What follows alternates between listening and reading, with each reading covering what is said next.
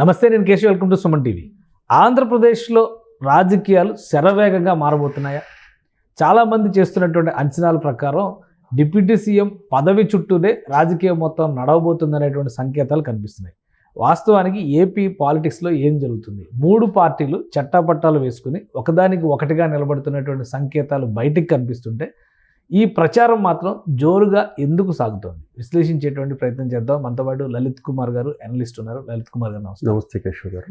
ఈ రాష్ట్రంలో కొత్తగా కూటమి ప్రభుత్వం ఏర్పడి 7 నెలలు, దాదాపుగా 7 నెలలు. ఈ 7 నెలల్లో అభివృద్ధి, అలానే రాష్ట్ర ప్రయోజనాలకు సంబంధించిన నిర్ణయాలు, ఈ చర్చ ఎంత జరిగిందో, ఎవరికంటే ఎక్కువ అనే చర్చ కూడా ఏదో రూపంలో జరుగుతూనే ఉంది. ఎవరు సృష్టిస్తున్నారు ఈ చర్చ అనేది తర్వాత అది, కానీ చర్చ మాత్రం జరుగుతుంది. ఆంధ్రప్రదేశ్లో ఒకరే డిప్యూటీ సీఎం ఎందుకు అనేటువంటి చర్చ, అలానే ఆ పొజిషన్లోకి ఇంకొకరిని కూడా తీసుకోవాలి, లేదా ఒకరు రాజకీయాలు ఇక్కడ వదిలేసి, ఆంధ్రప్రదేశ్ వదిలేసి కేంద్రానికి వెళ్ళిపోతారు, మరొకరికి బాధ్యతలు అప్పగిస్తారు, ఇట్లాంటి చర్చలు అన్నీ జరుగుతున్నాయి. ఏంటి కారణం ఏంటి? అంటే ఇక్కడ ప్రత్యేకమైన కారణాలు ఏంటి లేవు. ఇక్కడ టీడీపీలో చంద్రబాబు నాయుడు గారి తర్వాత లోకేష్ అనే వ్యక్తి పార్టీని నడపాల్సిన వ్యక్తి. అతను గత 5 సంవత్సరాల్లో ఎంత కష్టపడ్డాడో అందరికీ తెలిసిందే, బాగానే ఉంది. తర్వాత జరిగిన పరిణామ క్రమాలలో చంద్రబాబు నాయుడు గారు, పవన్ కళ్యాణ్ గారు, ఈయన అరెస్టు, ఈయన మద్దతు కలిపేసి ఒక కూటమిగా ఏర్పాటు చేసి ముందుకు తీసుకొచ్చి పవన్ కళ్యాణ్ గారు కూటమిగా విజయం సాధించారు. అక్కడి వరకు బాగానే ఉంది. తర్వాత డిప్యూటీ సీఎంగా పవన్ కళ్యాణ్ గారికి అవకాశం ఇచ్చారు. ఇక్కడ కార్యకర్తల్లో వీళ్ళకి ఏంటంటే ఫ్యూచర్ నాయకుడు టీడీపీకి ఎవరంటే నారా లోకేష్. ఈయన ఏజ్ కూడా చంద్రబాబు నాయుడు గారి ఏజ్ కూడా కొద్దిగా 1-2 ఇయర్స్ యాక్టివ్గా ఉండగలుగుతాడు ఆయన. ఇప్పుడు ఆయన ప్రభుత్వాన్ని ప్లస్ పార్టీని చూసుకోవాలంటే ఇబ్బంది. ఇంకొకటి, లోకేష్ అనే వ్యక్తి ఇప్పుడు ఒక మామూలు ఎమ్మెల్యేగాను ఒక మంత్రిగాను ఉంటున్నాడు. ఇప్పుడు లోకేష్ అనే వ్యక్తికి ఒక పార్టీ నాయకుడిగా ఎదగాలంటే ఆ పార్టీలో ఇంకో విషయం ఏంటంటే, మనకున్న బలమైన రాజకీయ పార్టీలో టీడీపీ ఫస్ట్ ప్లేస్లో ఉంటుంది.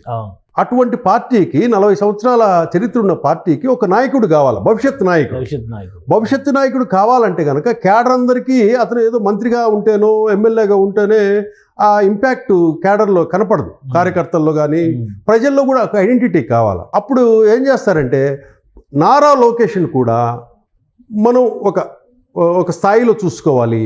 ఎందుకంటే ఇప్పుడు అతని వయసు 41, నెక్స్ట్ 29కి వచ్చేసరికి 45 సంవత్సరాలు అవుతుంది.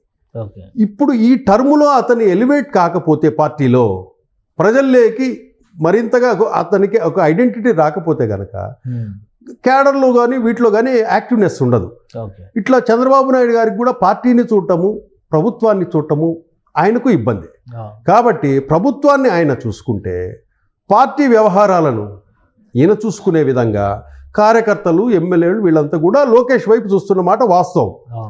ఇప్పుడు ఆ వర్కింగ్ ప్రెసిడెంట్ అనేది ఒక అంశం తెర మీదకి వచ్చింది.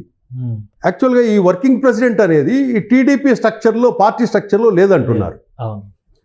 ఇప్పుడు వర్కింగ్ ప్రెసిడెంట్ అనేది క్రియేట్ చేసిన తర్వాత నారా లోకేష్ని ఒక డిప్యూటీ సీఎంగా చూడాలి. అంటే చంద్రబాబు నాయుడు తర్వాత ఇతనే నాయకుడు. ఆ డిప్యూటీ సీఎం హోదాలో ఉంటే కనుక ఆ అనుభవం కూడా రాబోయే భవిష్యత్తుకు ఉపయోగపడుతుంది. ఇప్పుడు పవన్ కళ్యాణ్ గారు ఒక పార్టీ అధ్యక్షుడిగా ఉన్నాడు, డిప్యూటీ సీఎంగా ఉన్నాడు. కాబట్టి టీడీపీకి వారసుడు ఎవడు? లోకేష్ గారు. లోకేష్ అనే వ్యక్తి ఇప్పుడు ఆయనకు పార్టీ పగ్గాలు అప్పచెప్తే పార్టీ వ్యవహారాల మీద పట్టు వస్తుంది. ప్లస్ చంద్రబాబు నాయుడు గారికి పాలన మీద దృష్టి పెట్టే అవకాశం ఉంటుంది. అలాగే వర్కింగ్ ప్రెసిడెంట్ తర్వాత ఇతనికి ఒక డిప్యూటీ సీఎంగా హోదా ఇస్తే తను కూడా అడ్మినిస్ట్రేషన్లో పట్టు సాధించే అవకాశం ఉంటుంది. కానీ అంటే ఇవన్నీ ఇంటర్నల్గా కార్యకర్తలు లేదా అభిమానులు, ఎందుకంటే వారికి అభిమానులు ఉంటారు. సో ఆ అభిమానుల కేటగిరీలో జరుగుతున్నటువంటి చర్చ, లేదంటే నిజంగా క్యాబినెట్లో ఇటువంటి ప్రతిపాదనలు ఏమైనా ఉన్నాయా? అంటే ఎప్పుడు కూడా ఒకవేళ క్యాబినెట్లో చర్చలు లేకపోయినా కూడా బయట కార్యకర్తల్లో వచ్చే ఫీడ్బ్యాక్ని తీసుకొని, ప్రజల్లో వచ్చే చర్చని ఫీడ్బ్యాక్ తీసుకొని అతని భవిష్యత్తును కూడా చంద్రబాబు నాయుడు చూస్తాడు కదా. ఇప్పుడు పవన్ కళ్యాణ్ గారు కూడా లోకేష్ అనే వ్యక్తి భవిష్యత్తు కూడా ఆయన గమనించుకుంటాడు కదా. అతను ఎదగాలని కోరుకునే వ్యక్తే పవన్ కళ్యాణ్ కూడా. లోకేష్ అనే వ్యక్తి ఒక పార్టీ అధ్యక్షుడు కుమారుడు, కష్టపడి గెలిచి మంగళగిరిలో ఎక్కడైతే ఓడిపోయాడో అక్కడ గెలిచి 90,000 పైగా మంచి ఉన్నత చదువు ఉంది, కష్టపడి పోరాడి పవన్ కళ్యాణ్ గారు ఎన్ని అయితే అవమానాలు ఎదుర్కొన్నాడో ఇదే లోకేష్ కూడా అన్ని అవమానాలు ఎదుర్కొన్నాడు. కష్టపడి పోరాడి మంగళగిరిలో గెలిచి తనకిష్టమైన మినిస్ట్రీస్ తీసుకొని దాని మీద 24 గంటలు వర్క్ చేస్తున్నాడు. ఆ పార్టీలో కూడా ఒక వ్యక్తి ఎదగాలని కోరుకుంటాడు పవన్ కళ్యాణ్ గారు కూడా. కానీ ఈ టర్మే అతనికి, ఎందుకంటే 40 ఏజ్, 29 అంటే 45 ఇయర్స్ వస్తాయి. ఈ లోపల తన ప్రభుత్వంలో ఉన్నాడు కాబట్టి అతని ఎదగడానికి క్యాడర్లో కానీ పార్టీలో కానీ ప్రజల్లో కానీ ఒక ఐడెంటిటీ. గతంలో కూడా లోకేష్ గారికి ఎలివేషన్ ఇవ్వడం వల్లనే 2019లో కూటమిలో చిచ్చు రాజుకుంది అనేటువంటి ఒక చర్చ ఉంది. ఇప్పుడు మళ్ళీ లోకేష్ గారిని ప్రొజెక్ట్ చేయాలి, ఒకవేళ పార్టీ వైస్ ప్రెసిడెంట్, అంటే వైస్ ప్రెసిడెంట్ మీన్స్ వర్కింగ్ ప్రెసిడెంట్గా, మీరు అన్నట్టుగా వర్కింగ్ ప్రెసిడెంట్గా ఆయన్ని ఎలివేట్ చేసి ఆ బాధ్యతలు అప్పగిస్తే పార్టీ పరంగా పెద్దగా అభ్యంతరాలు ఉండకపోవచ్చు. దాంతోపాటు ఇద్దరు డిప్యూటీ సీఎంలు అనేటువంటి చర్చ తీసుకొస్తే కూటమిలో ఇబ్బందికరమైనటువంటి వాతావరణం ఉండదా? ఎందుకంటే పవన్ కళ్యాణ్ గారు కూడా ఒక మాట చెప్పారు, 15 ఏళ్ళు ఈ కూటమి ఉండాలి అని నేను కోరుకుంటున్నానని చాలా స్పష్టంగా చెప్పారు. మళ్ళీ ఒకరి పైన ఒకరి కింద అనేటువంటి చర్చకి చంద్రబాబు నాయుడు గారు పైన ఉంటారు, నెక్స్ట్ లెవెల్ 1, 2, 3 అనేటువంటి షేరింగ్ అనేది జరిగిపోయింది ఆల్రెడీ. ఈ కొత్త చర్చ 6 నెలలు 7 నెలలు తిరగకుండా ఎందుకు జరుగుతుంది? అంటే కొత్త చర్చ అనేది కాదు ఇక్కడ. ఇప్పుడు ఇతను భవిష్యత్ నాయకుడు. ఇప్పుడు ప్రతి విషయానికి క్యాడర్ కానివ్వండి, ఎవరైనా కానీ ఒక ప్రభుత్వానికి సంబంధించిన ఏదైనా విషయం గురించి కానీ అన్నీ చంద్రబాబు నాయుడు దగ్గరికి వెళ్ళలేరు. ఆయన ఏజ్కి ఆ స్థాయికి ఆయన దగ్గర అంత ఇంటిమసీ ఉండదు, వెళ్ళిపోయి అడిగి. కానీ లోకేష్ దగ్గర అడిగి స్వతంత్రంగా చేయించుకునేగలిగే శక్తి ఉంటుంది. కాబట్టి లోకేష్గా ఒక లీడర్గా కావాలని వీళ్ళు కోరుకుంటున్నారు, అది వాస్తవమే. ఇక్కడ లోకేష్ కూడా ఎదగాలని పవన్ కళ్యాణ్ కోరుకుంటాడు. ఎందుకంటే ఆ డిప్యూటీ సీఎం కాకూడదని, అతనికి పదవి రాకూడదని ఆలోచించే నీచమైన మనస్తత్వం పవన్ కళ్యాణ్ది కాదు. అతన్ని ఎంకరేజ్ చేసే పనిలోనే ఉంటాడు, ఎంకరేజ్ చేస్తాడు, రా అంటాడు. వాళ్ళిద్దరు చాలా బాగుంటారు. ప్రమాణ స్వీకారం రోజు కూడా పవన్ కళ్యాణ్ గారు వారిస్తున్నా అతను పవన్ కళ్యాణ్ కాళ్ళకి దండం పెట్టి ఆశీర్వాదం తీసుకున్నాడు. అటువంటి ఉన్నతమైన ఆలోచనలు కలిగిన లోకేష్, అలాగే పవన్ కళ్యాణ్ కూడా ఉన్నతమైన ఆలోచనలు కలిగి ఉంటాడు. ఎంత రాజకీయ నాయకుడు అయినా కూడా ఆ పవన్ కళ్యాణ్ ఉన్న రాజకీయ నాయకుడు వేరే, మిగతా రాజకీయ నాయకుల్లాగా కాదు. అతను రాజకీయ నాయకుడు అయినా కూడా ఆయనకంటూ కొన్ని క్వాలిటీస్ ఉంటాయి, ఎదగాలని కోరుకుంటాడు. చిన్నప్పటి నుంచి చూస్తున్నాడు లోకేష్. ఇదే పవన్ కళ్యాణ్ గారు లోకేష్ని చిన్నప్పటి నుంచి చూస్తున్నారు, ఎదుగుతున్నాడు, కండ్ల ముందే ఎదిగాడు, మంత్రి అయ్యాడు. ఒకవేళ డిప్యూటీ సీఎం ఇస్తున్నారంటే కనుక ఫస్ట్ స్వాగతించేది పవన్ కళ్యాణే ఉంటాడు. ఒకే ఇంట్లో వారసత్వం, ఒకే ఇంట్లో 2 పదవులు 3 పదవులు, ఈ చర్చలన్నిటికీ మరి ఇబ్బందికరమైనటువంటి పరిస్థితి రాదా కూటమి? ఒకటి ఇంకోటి ఏంటంటే కూటమిలో కీలకమైనటువంటి భాగస్వామి బీజేపీ.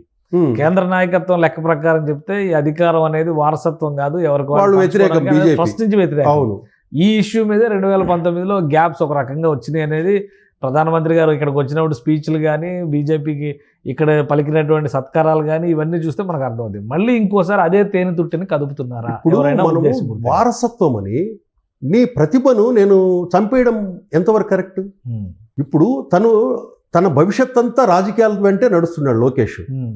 కేవలం వారసత్వం పేరుతో అతన్ని నిర్వీర్యం చేయాలన్నా మనం? ఎవరైనా పార్టీకి ఎవరైనా పనిచేసేవాడు కావాలి. ఇప్పుడు టీడీపీ పార్టీకి పనిచేసే ప్రెసిడెంట్ ఎవరండి? పల్లా శ్రీనివాసు ఒక బీసీ కాదా? మిగతా కమిటీలన్నీ చూడండి, రాష్ట్ర స్థాయిలోనూ ప్లస్ డిస్ట్రిక్ట్ లెవెల్లో కమిటీస్ ఎస్సీ ఎస్టీ మైనారిటీ వర్గాలకు సంబంధించి అన్నీ ఈక్వల్గా ఉంటాయి. అట్లని చెప్పేసి ఒక కుటుంబంలో ఒక వ్యక్తి ఆ ప్రొఫెషన్ ఎంచుకున్నాడు, పాలిటిక్స్ని, అతనికి ఆ ప్రతిభ ఉంది, టాలెంట్ ఉంది. మీరు వారసత్వం పేరుతో మనం చంపేయలేం కదా.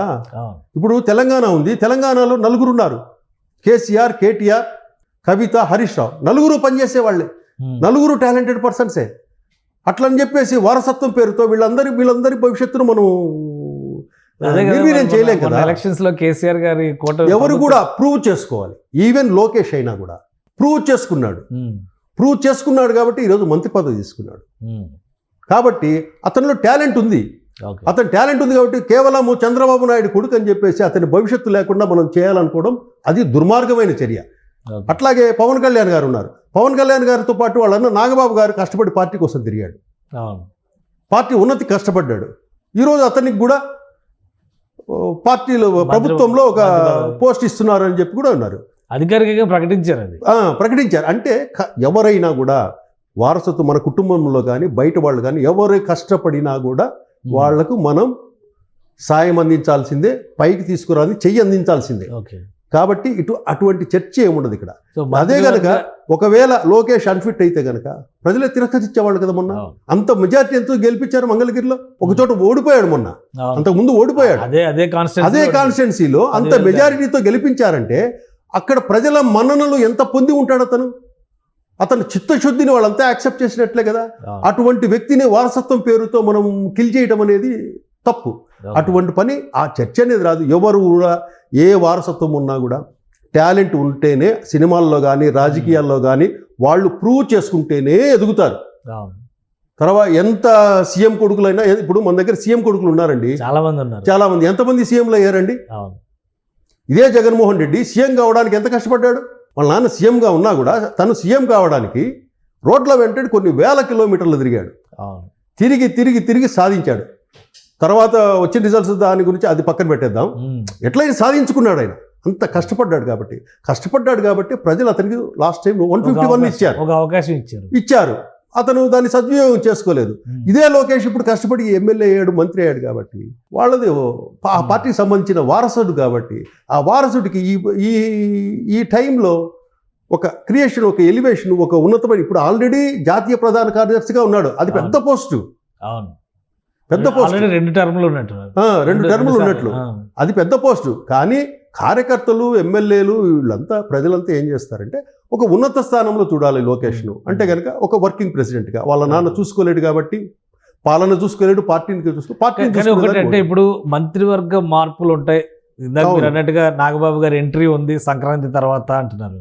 సో ఈ మార్పుల్లో భాగంగానే ఈ పదవుల పంపిణీ కూడా జరుగుతుందా? మీ లెక్క ప్రకారం ఏంటి, డిప్యూటీ సీఎంలు ఇద్దరు ఉండేటువంటి అవకాశం ఉంటుందా ఆంధ్రప్రదేశ్కి? ఉండొచ్చు. అంటే ఫస్ట్ డిప్యూటీ సీఎం అంటే ఫస్ట్ ఇతన్ని, ఇప్పుడు పవన్ కళ్యాణ్ గారు ఒక పార్టీ అధ్యక్షుడిగా ఉన్నారు. లోకేష్ను ఏ విధంగా చేసే ప్రాసెస్ ఉంటుందంటే నాకు తెలిసి ఇతన్ని ఫస్ట్ వర్కింగ్ ప్రెసిడెంట్ చేయాలి. వర్కింగ్ ప్రెసిడెంట్ ప్రాసెస్ వాళ్ళ దగ్గర లేదు కాబట్టి వాళ్ళు బైలాస్ మళ్ళీ దాన్ని మార్పులు చేర్పులు చేసుకునేసి working president, national working president అని ఒక పోస్టును క్రియేట్ చేసిన తర్వాత అందరూ కలిసి వర్కింగ్ ప్రెసిడెంట్గా ఆయన ఎన్నుకుంటారు. ఎన్నుకున్న తర్వాత అతను డిప్యూటీ సీఎం అయ్యేదానికి ఈజీ వే ఉంటుంది. ఎందుకంటే ఇక్కడ డిప్యూటీ సీఎం ఒక పార్టీ అధ్యక్షుడు, ఇక్కడే ఇంకొక డిప్యూటీ సీఎం ఒక పార్టీకి సంబంధించిన వర్కింగ్ ప్రెసిడెంట్గా ఉంటాడు కాబట్టి ఆ హోదా కలిసి వస్తుంది లోకేష్ అనేసి మనం అనుకోవాలి. ఓకే. సో ఈ మార్పులు జరగడం వెనుక అంతర్గతంగా పార్టీలో చర్చ జరుగుతుందా, లేదంటే కొన్ని మీడియా సంస్థలు పదే ఈ టాపిక్ను డిస్కషన్లో పెడుతున్నాయి? లేదండి, ఇందులో కూడా ఒక కుట్ర ఉందని ప్రచారం. లేదు, రాంగ్ ఇన్ఫర్మేషను. ఇక్కడ ఏంటంటే ఆయనకు ఒక ఏజ్ వచ్చింది, కొంచెం పరిణితి వచ్చింది లోకేష్కి.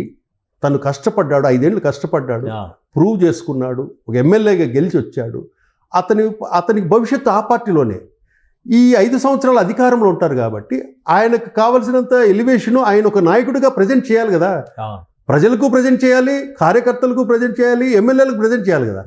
కాబట్టి ఆయనకు ఒక హోదా ఇచ్చేస్తే కనుక జనం ఏం చూస్తారు, అతను ఒక డిప్యూటీ సీఎంగా అతన్ని చూస్తారు. తర్వాత వాళ్ళ నాన్న తదనంతరం అతను ఒక నాయకుడిగా ఎదిగే అవకాశం ఉంటుంది. అది ఇప్పటి నుంచే మొదలు పెట్టాలి. ఎందుకంటే 41 ఇయర్స్ వచ్చాయి. ఈ టైంలో నిర్ణయం తీసుకోవాలి. జరుగుతుంది డిస్కషన్. అంటే అతను ఒక నాయకుడే తయారు చేయాలి. అది పార్టీ ఏ యాంగిల్లో కానివ్వండి, పార్టీలో ప్రజలకు అతను ఒక నాయకుడు అనే విధంగా అతను కూడా 24 గంటల్లో దాదాపు నాకు తెలిసి ఒక 16-18 గంటలు పనిచేస్తున్నాడు లోకేష్. వాళ్ళ నాన్న దగ్గర నుంచి నేర్చుకున్నాడేమో కానీ ఆ సిస్టమ్ ఇప్పటికీ ఫాలో అవుతుంది. చంద్రబాబు నాయుడు గారు కూడా 18 గంటలు పనిచేసేవాడు. కాబట్టి ఆ సిస్టంలో వస్తున్నాడు, నిరంతరం వర్క్లోనే ఉంటాడు. అట్లాగే పవన్ కళ్యాణ్ గారు నిరంతరం వర్క్లోనే ఉంటున్నాడు ఆయన కూడా. కాబట్టి డిప్యూటీ సీఎంగా లొకేషన్ చేస్తున్నారంటే ఫస్ట్ అప్రిషియేట్ చేసేది, స్వాగతించేది పవన్ కళ్యాణ్ అని చెప్పి గుర్తించాలి మనం. Right. Thank you Lalit Kumar గారు విశ్లేషణ అందించినందుకు. ఇది ఒక అంతర్గత చర్చ జరుగుతుంది కూటమిలో ఉన్నటువంటి పార్టీల మధ్య. ముఖ్యంగా తెలుగుదేశం పార్టీలో చాలామంది నాయకులు, కార్యకర్తలు భవిష్యత్తులో నారా లోకేష్ పాత్ర ఏ విధంగా ఉండాలి అనేటువంటి అంశం పైన విస్తృతమైన చర్చ లేవదీసినట్టుగా తెలుస్తుందని లలిత్ గారు విశ్లేషిస్తున్నారు. అలానే కూటమి ప్రభుత్వంలో మార్పులు చేర్పులు జరిగేటువంటి క్రమంలో నారా లోకేష్ని డిప్యూటీ సీఎంగా ఎలివేట్ చేయాలంటే ముందుగా పార్టీలో ఉండేటువంటి స్ట్రక్చర్లోనే కొన్ని మార్పులు చేయాల్సినటువంటి అవసరం ఉందని ఆయన విశ్లేషిస్తున్నారు. పార్టీ వర్కింగ్ ప్రెసిడెంట్గా అయిన తర్వాత తదుపరి దశలో డిప్యూటీ సీఎం హోదా లేదా డిప్యూటీ సీఎం పదవి ఇచ్చే అవకాశాలు ఉండడానికి ఎక్కువ ఛాన్సెస్ ఉన్నాయని విశ్లేషిస్తున్నారు లలిత్ గారు. ఇది special discussion. Keep watching. Suman టీవీలో మీ పర్సనల్ అండ్ బిజినెస్ ప్రమోషన్స్ కోసం కింది నెంబర్కి కాంటాక్ట్ చేయండి.